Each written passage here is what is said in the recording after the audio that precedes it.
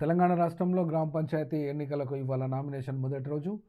అట్లాగే రేపు మరియు ఎల్లుండి 29th వరకు ఈ నామినేషన్లు రిసీవ్ చేసుకుంటారు. ఆ తర్వాత వచ్చేటువంటి ఫస్ట్ ఫేజ్ ఎలక్షన్ డిసెంబర్ 11వ తేదీ 4236 గ్రామ పంచాయతీలకు గాను మొదటి దఫా ఎన్నికలు జరగనున్నాయి.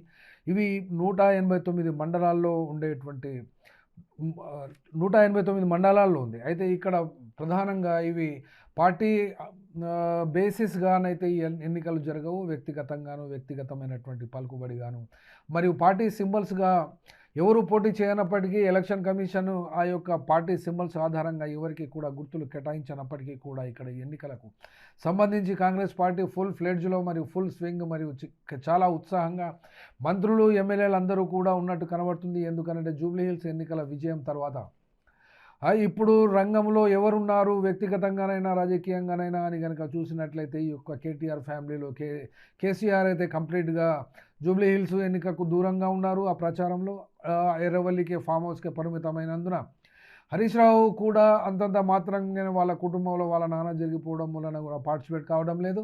అట్లాగే కవిత పార్టీ నుండి బహిష్కృతురాలైంది కాబట్టి ఆమె కూడా యాంటీగానే మాట్లాడుతున్నది.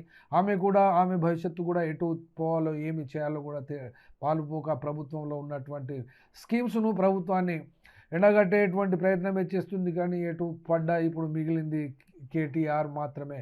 ఆ కేటీఆరే మొత్తంగా జూబ్లీహిల్స్ ఎన్నికల్లో పని చేసినప్పటికీ ముఖ్యమంత్రి అని కూడా చూడకుండా దుర్భాషలాడుకుంటూ చేసినటువంటి ఆ యొక్క ప్రచారము రివర్స్ గేర్లోనే అది రివర్స్ అయిపోయి మొత్తం సైడ్ ఎఫెక్ట్గా అయింది. చివరికి ఎన్నికల్లో ఓటమి పాలు కావడం జరిగింది.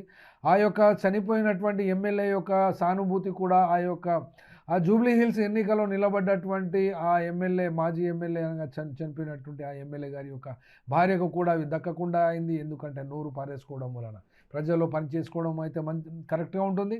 నోటితో ఓట్లు రావని గతంలో కూడా చెప్పాము, అది ఎవరికైనా చెప్తున్నాము. నోరు మంచిదైతే ఊరు మంచిదవుతుంది.